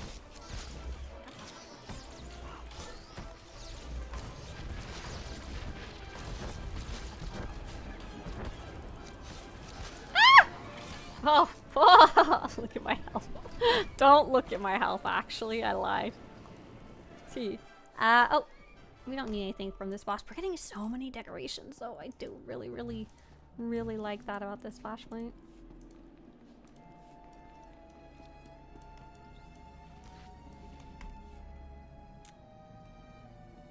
BW says, other than location, is there a difference between the servers? A little bit. Oh, oops. So language is the most important one rather than location. So don't pick a French or German server unless you pick French or German. Oh, my gosh, Twitch user, you actually found it. Oh my gosh, Twitch user found the original article that stated some numbers. Hang on. Let's see what their sources are for that one.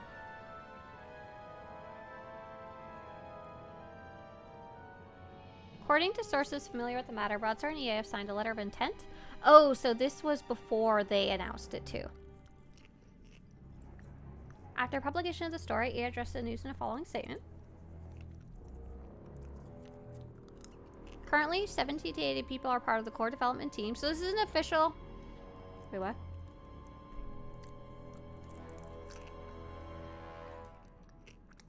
I guess I don't know what the source of this is.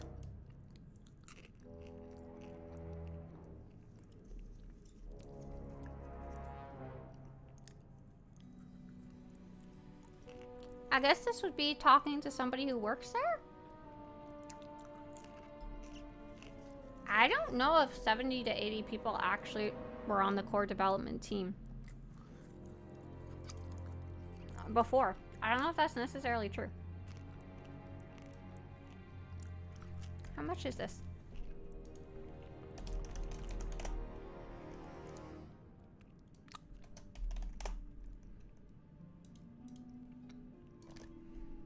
So I have 17 that are like more public who actually announced the move. We know there are more that never post anywhere, right?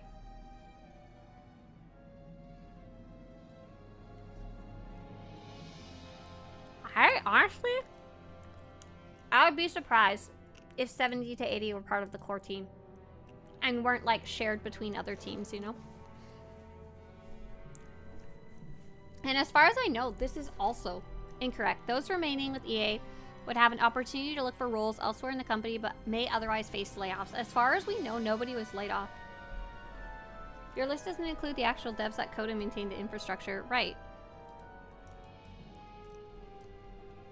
So if there's anyone who is like double duty with Broadsword, they wouldn't really need to bring them over if they were like a shared resource between all of Broadsword, right?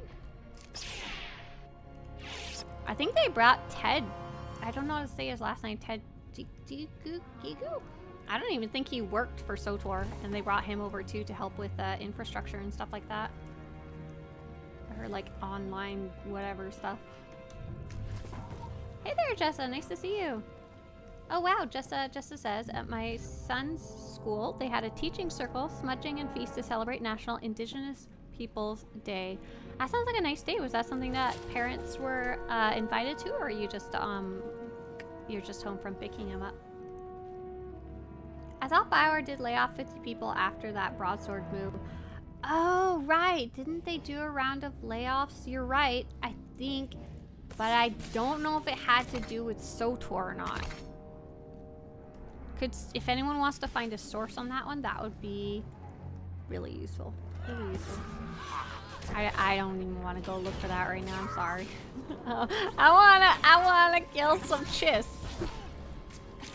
Parents were invited. Oh, that's cool. Cool.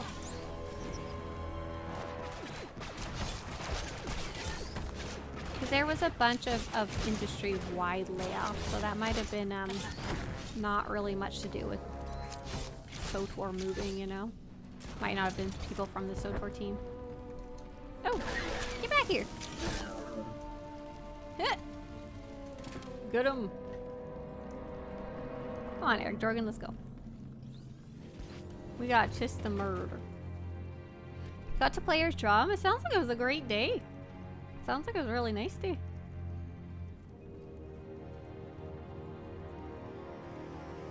I feel like there used to be more, but maybe not anymore.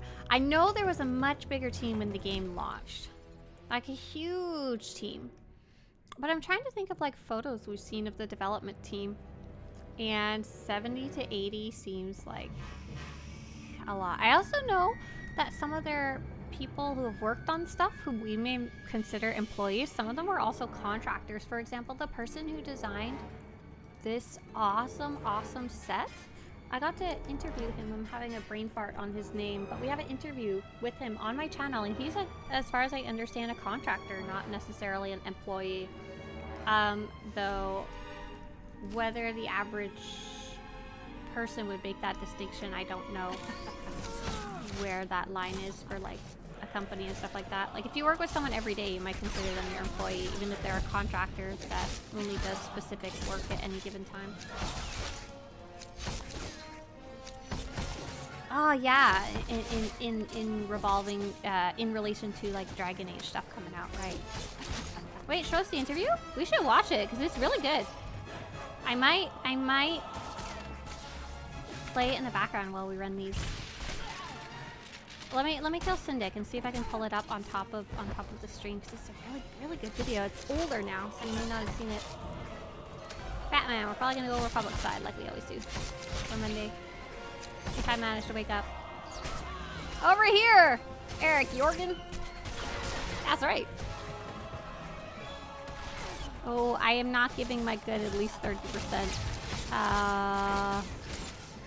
Paying attention. Ah! Don't push me away! I thought we were friends. Eric Jorgen, help me! Oh my gosh. Let's heroic moment this baby. I'm done with this.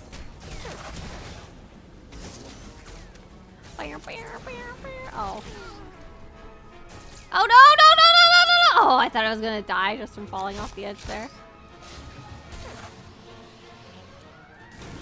Oh my god, I'm dead. I'm dead. I'm dead. Oh man! No!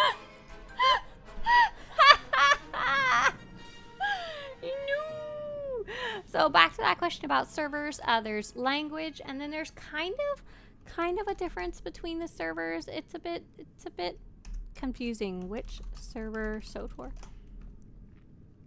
And here is a more in-depth guide for you. Let's go find that interview up. Matt Mercer can do all the male voices, says Quint. Oh my gosh, wouldn't that be funny? Okay, so Swtorista armor interview. That was super neat.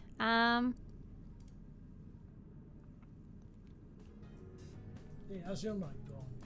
No, we don't want to watch an ad. Thank you very much.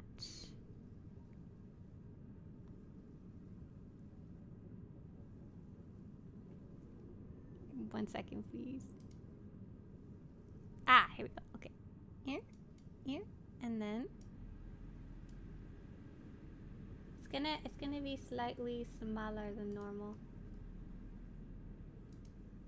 Add browser. YouTube. And oh, that's not the right one. Darn it. Add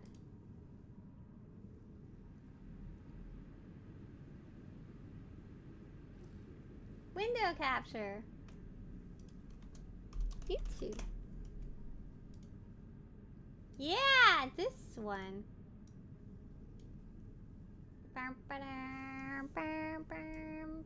And when we start it, you guys are gonna have to give me a sound check, okay? This is good. This is good.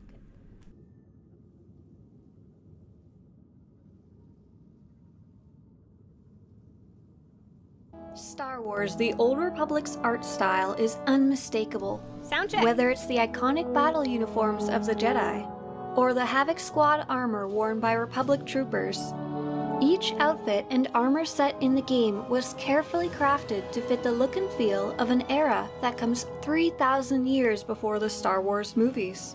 In this short documentary, I'll be talking to Anna Lee, a longtime concept artist for BioWare who has designed many of the recent armors in the game, and Dustin Gagne, a character artist who is a new addition to the BioWare Austin team. Anna Lee received a Master's in Fine Art in Illustration from the Academy of Art University in San Francisco.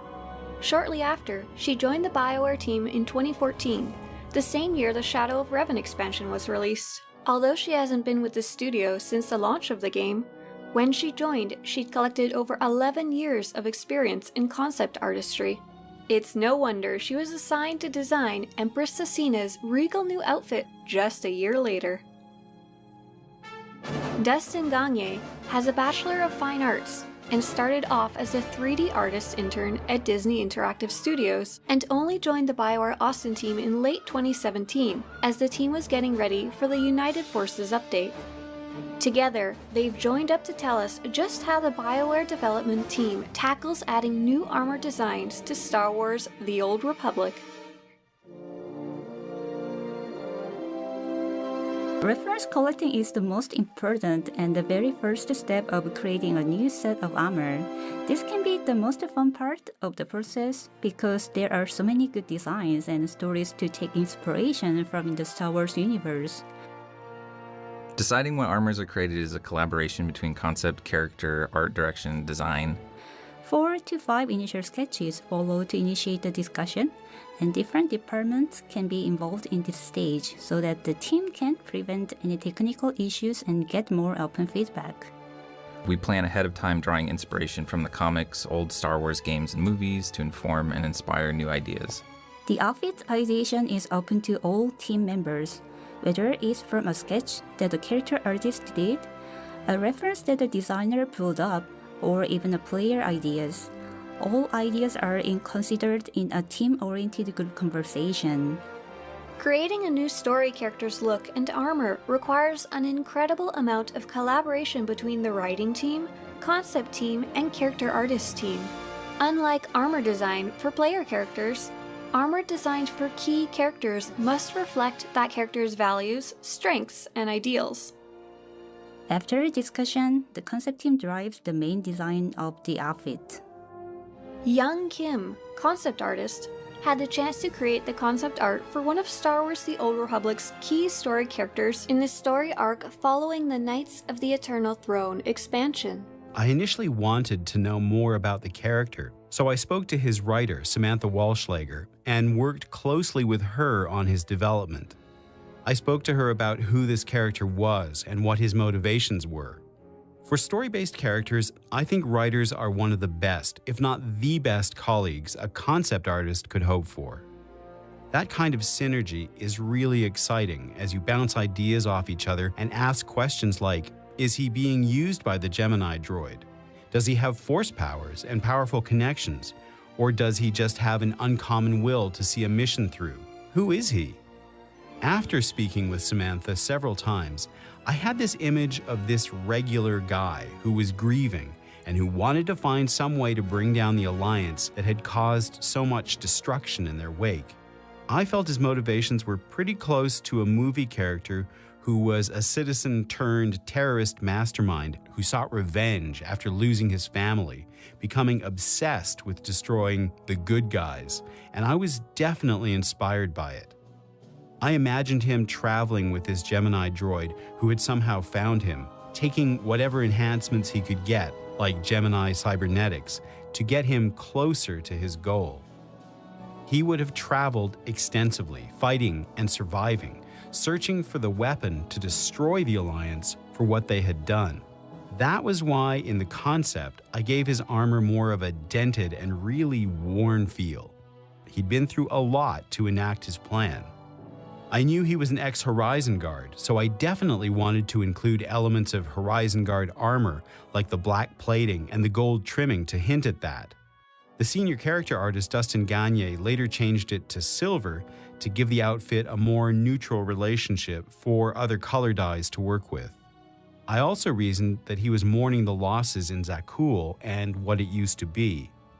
Initially, I wanted to have a black cloth band on his arm, which often symbolizes mourning, but there was feedback that it could mean something else unintentionally, so that was scrapped. Instead, I placed a badge on his chest with a black band around it to kind of point towards that. This type of subtle symbolism has been an important part of the game's armor design since the Knights of the Fallen Empire expansion, from the ornate armor of the Emperor of Zakul to the small-scale designs on the royal family's belts. Charles Boyd, the creative director of the game, helped shape the Eternal Empire's presence in the third and fourth expansion. The designs for these characters serve several goals. They demonstrate the power and opulence of the Eternal Empire, setting it apart from the Republic and the Sith in clear ways. Their costuming also contains lots of elements of ancient Zakulan culture, helping to show that this is a long-standing civilization with its own past and traditions. Finally, I think they do a good job of not being inherently good or evil. The details and use of color often subvert expectations in interesting ways. The helmet went through a bunch of iterations that received a lot of feedback from different people, but I just wanted to make a cool helmet that would stand out in silhouette and at the same time have some kind of shape relationship with the Gemini droids. Maybe the Gemini droid he was with had helped him craft it. I liked how it came out, but I'm not sure if the players do. I think Samantha and the writing team also had a pretty good idea what voice actor they wanted for Vin Atreus, and so I tried to take that into consideration in the head design. The cool hair treatment that he got came a little later, as the creative director wanted to give him more of a Ronin feel, as a samurai without a lord or master, which worked well with the character's theme. After the concept was completed, it was handed to a character artist who did a really great job breathing life into the character. We would occasionally talk about adjustments that had to be made, because a lot of times concepts have difficulty being translated one-to-one. It really was a team effort to create this character. When Star Wars The Old Republic was first released, the design team focused on creating iconic, class-themed armors and outfits. Many of the armors were even locked to specific classes, so you could always tell that an individual character was a trooper or a Sith just by looking at them.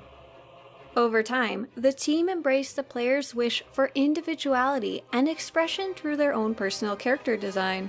Not only are there now unique armor designs that fall outside the original 8-class archetypes, players can also choose their armor with fewer restrictions and even dye their armor in ways that the original concept artists may have never imagined. From the perspective of generating the character models in-game, the priority is affected by what artist is available at the time and what content is coming down the pipe. We want the new outfit to be innovative and show a different look from existing outfits. Concept artists have the opportunity to work closely with the character artist and the VFX artist to experiment with the new archetypes and VFX on armor. So, for instance, sometimes a cartel market item may take priority because it has some special new feature we haven't done before, such as a new kind of cape like the Force Apprentice set. Over the years since the game's launch, the development team has added numerous technical armor improvements to their toolbox. Some of the more interesting additions include the Outfit Designer, which allows players to separate the stats and the look of their armor, higher resolution textures for newer armor, new styles of capes and stoles, weapon tunings, which allow greater character customization of weapons, and even animated armor, or armor that has a special effect when you draw your weapon. Other things that will take priority are key story characters or creatures and bosses that are important to get done both in a timely manner and on style. We also put into consideration how the new outfit theme fits in with the Old Republic universe. Star Wars itself has a distinctive style, and the designs are very different from other sci-fi movies with its own uniqueness and boldness. We try to create something freshy looking while keeping the essence of the Ralph McQuarrie Star Wars design.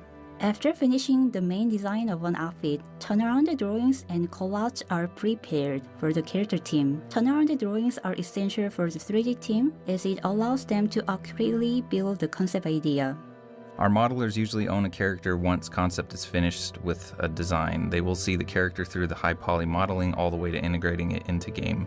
The stages of production start with realizing the design from concept in ZBrush to create a high poly model built on one of the base body types. Once finished and approved, the artist will then create the low poly, unwrap its UVs, and texture the game version in Substance Painter and Photoshop. During this process, once the first game version is made, it is then resized by hand to fit all 8 body types. For materials, we have different channels of the textures we use that allow us to represent different levels of reflectivity to give the appearance of different materials, including cloth, leather, and metal. These channels are in grayscale, so how smooth, rough, or reflective something appears is controlled by how white or black it is in its respective texture. We use a complex clothing physics system that was created and optimized by our talented engineers. In short, we use bone chains that we skin the cloth to, and then we set up collider volumes to keep it from clipping into the body or legs. The bone chains have their own values we can adjust to make something more springy or stiff. This allows us to give the appearance of flowing cloth while maintaining better performance. From concept artist to character artist, Each member of the development team plays a key part in creating armor in Star Wars: The Old Republic. Every part of the process must be given careful consideration, starting with ideation and sketches, and ending with the technical work done by a character artist to allow the concept artist's ideas to come to life. So the next time you play Star Wars: The Old Republic, take a close look at your character's armor and see what kind of story it can tell.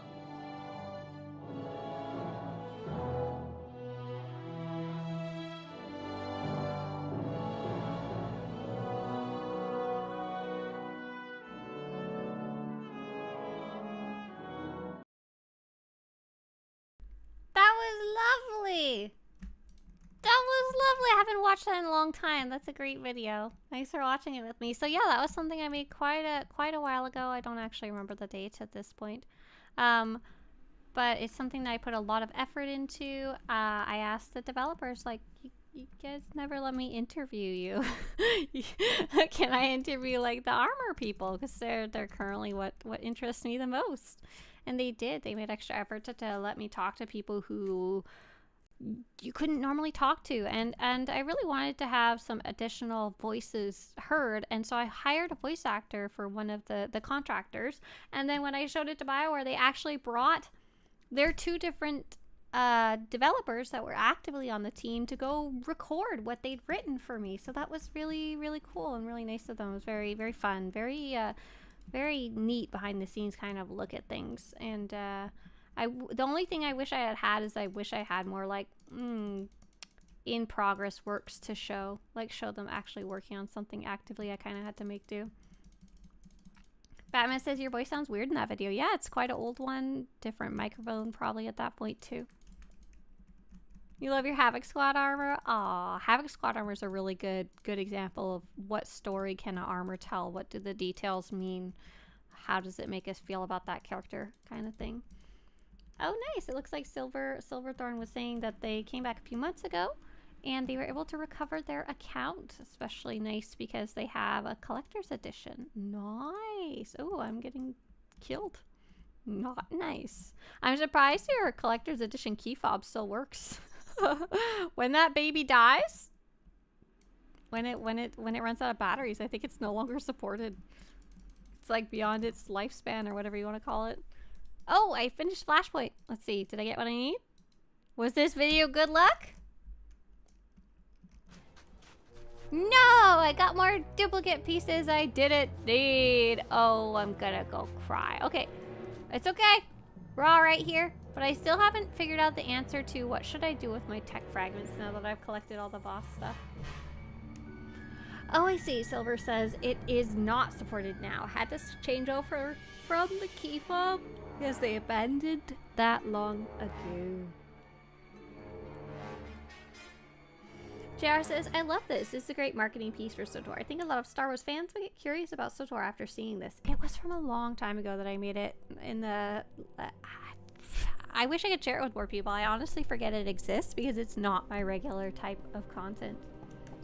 I'm a fan of the armor sets which have a smuggler aesthetic to them, says Americus. Oh yeah! All the little, what constitutes a smuggler outfit? It has to have some type of jacket. That's how you know it's a smuggler outfit. If it doesn't have a jacket, nobody knows what it is. It's not a smuggler outfit. Alright, so I think this is actually a really good spot to end the stream. We did a really big talk about those 2 developer posts and the current state of the game, and more importantly, I think what to expect in the future. So that was pretty good chat we had earlier. Do you have any other documentary style videos? Nope.